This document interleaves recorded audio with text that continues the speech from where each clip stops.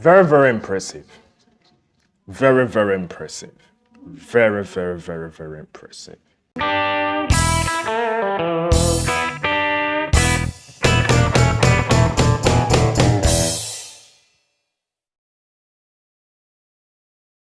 You're welcome back to my channel, Note the Point, with your host Fairboy. And today, or perhaps this week, is the week that, a lot of us should be eating some humble pie.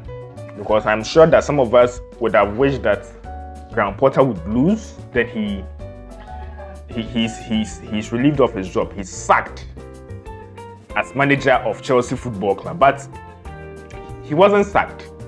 And I think that even though I'm not yet convinced with his performance, to be honest, I'm not yet convinced. Let me put this straight to you. I'm not yet convinced.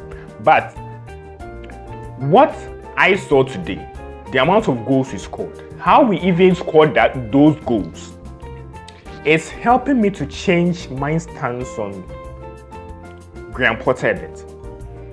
Maybe his in-game management, perhaps starting to change my stance on him. First of all, I would like to comment on the goals.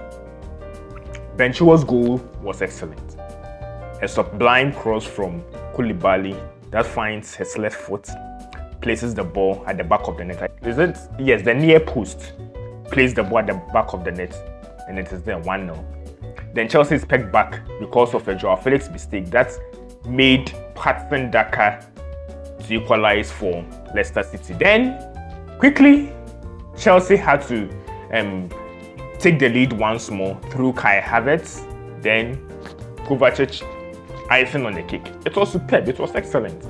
For the first time, I saw Chelsea showing desire to put the ball at the back of the net for the first time. And to me, I'm happy. Now, I feel that it's still not sustainable because I know Kai Havertz is not consistent in front of goal. Ben Chilwell, I trust that can score goals, so I have no problem. And Kovacic himself is not as consistent in front of goal as well. So that is why I would still have preferred that if Aubameyang was reinstated, it would have been good for Graham Potter, at least for this season. Even if you don't want to use him for the next season, for this season we need his goal. So let him play with the good players that were around. Mudryk also started, impressive display. He also assisted. And a host of players did really well. And I think a lot of this comes down to the manager. I think the manager now understands the magnitude of his job. The manager understands that for Chelsea, it's results-based. The only thing is the fact that it's taking him a while to understand this. The fact that he was insisting on style over results was kind of problematic. But all the same, we'll take it like that. The probability of finishing in top 4 is kind of low. But if we do, fine. But if Graham Potter is able to keep on with this result, this performance, I can assure you that eventually the style will come. If the players are confident because they are getting results, if you teach them anything, they would readily accept it. So I'm happy with that, okay? And if Graham Potter keeps on with this result, I think that we should give him till the end of the season to see. Till the end of the season. Because it would be unfair on our part to still insist that Graham Potter has to leave. Because he's churning out results, man. What can we expect from him? Now, as we move into the next point that I want to talk about, look, if you are new and you're watching this channel, please subscribe to it. And I'll update you with a lot of content, with a lot of news, with a lot of transfers. And if you want content like this as well, whereby I sometimes talk about some issues with Chelsea, you are all going to get it here. So please do. And if you enjoyed the video, smash the like button as well. And if you want as many people as possible to also watch the content as well, please do share it. And I'll be glad you did so. I remember when I went onto one of my good colleagues, one of my good friends' stream. I think it's been a while since I've been on the stream, but I was in this chat. So we're talking about, okay, why we won and other things. And we also were trying to explain that Graham Potter has begun playing to the strengths of the players, and that is why things are going on well. Then one guy in it, of course, it's not wrong to disagree. Everybody has his opinions about things. Now started dragging the name of Thomas Tuchel into this conversation, which I don't even understand why his name should be in it. We are talking about Graham Potter, you talk about Thomas Tuchel. Okay, but his point was that Thomas Tuchel was playing certain players out of position in his head. He was saying that he played wingers as wing backs, and for that reason he was playing players out of position. So my point was that, okay, when he played those wingers as wing backs, did we ever not have any results? Did we not win games? Of course we did. We did win games, and the fact that he was doing that does not necessarily mean that Graham Potter should be doing something like that. Okay, now here is the misconception about playing players according to their strengths.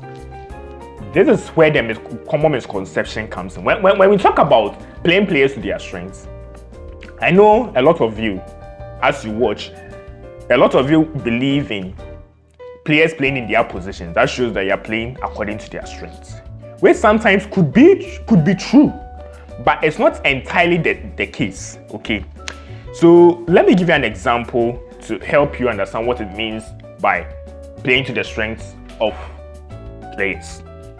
Assuming you have a player, okay, every player has the strength and weakness. So let's say you have a Jorginho. Let's take Jorginho as an example. The strengths of Jorginho is passing and ball retention, press resistance. Okay. Now, if you look at his skill set, that's what he knows how to do. Then we know that Jorginho does not know how to score goals. He's not a prolific goal scorer. Then you decide that Jorginho, no, go and play as a striker. Or when you play, certain players will drop so deep that you will go into the striker's position. What is Jorginho going to do in the striker's position? Yes, they can be playing a formation like a 4-3-3. But what is Jorginho doing in the striker's position, from his position to that place? What does he offer there? You get what that is. Or let's take as an example Joao Felix. Joao Felix is someone, say, who can create a lot of chances. Now, that is a specialty. He's not known for scoring a lot of goals. Fine, you can have a formation like the 4-3-3 where he plays in midfield, maybe right-hand side of the 8 or the left-hand side of the 8, wherever. Then you tell him that, okay, the person who is going to play as the number 9, the number 9 will drop deep so that you can go and replace him in that position. What are you doing? So that is the point. It is the role you give to the person that shows that you play them to their strengths. It's not necessarily the position, it is the role. Someone can be in midfield but could play as though he's a striker. Why? Because the manager knows that this player knows how to score goals. So he plays in a player who can afford this particular midfielder the opportunity to score the goals that he can do. That is what we mean by playing to their strengths. Now, the reason why I criticize Graham Potter about not playing players to their strength was this. Our team does not know how to score goals. Then fine, you take out Aubameyang, which for me, I completely disagree with the manager. But okay, he has done so. Then you play Kai Havertz. Kai Havertz is not prolific in front of goal. Yes, he will drop deep. Yes, he will do that. He will drop deep and come and link. But the problem is the wingers that we also had they don't know how to score goals. Now, if you are going to isolate, like if you are going to pick the players in our team that know how to score goals for us, you have Raheem Sterling. Then you have our two fullbacks, in Chilwell and Reece James. These three, I can confidently put my money on that they will score goals for you. I am confident that these three players, once they are close to goal, they are going to score for you. Then you decide that Raheem Sterling is now coming back from injury, so I get him. But you decide that Chilwell and Reece James, instead of rather using their offensive aspects, their offensive strengths, you rather play them in positions whereby they are going to do defend. And yes, when they do defend, they are competent, but it is not getting us goals. Our team needs goals. Our team have competent defenders, but what we need is goals. So if you have players who can score goals for you, put them in positions where they can readily do that for you. And that is what he did yesterday. He placed Chilwell close to goal as a wing back. You see, so he was able to score a goal like this for us. That is what we expect. So that is what we mean by playing to their strength. It is about the roles that enhances or brings out the other strong qualities of these players. That is what we are talking about. You see, so I'm happy that Graham Potter did this for us. And he played Loftus-Cheek as a wing back, which I think his best of football after his injuries, okay, his major injury and some of his few niggly minor injuries, is him playing as a wing back, that role. And he's not like a traditional wing back, no, he moves into the midfield. He's not that pacey, so he moves into the midfield. So that is what we mean by playing to the strength. The strength is not just the position. He's played out of position. No. Depending on what the manager wants to do with the skill set of the player and where he would want to deploy him, that is it. Finally, let me talk about what makes this victory also very impressive. When we had those sort of poor results, those run-off results, we had certain players who were absent. So we had Raheem Sterling absent, we had James absent, we had Zakaria absent, and a host of names that were absent. We have Kante still absent.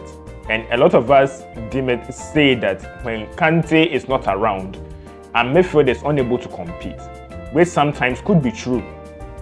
But this performance from Chelsea yesterday showed that injuries can never, I would repeat this, injuries can never and should never be an excuse for why Graham Potter is not giving us results. No, never.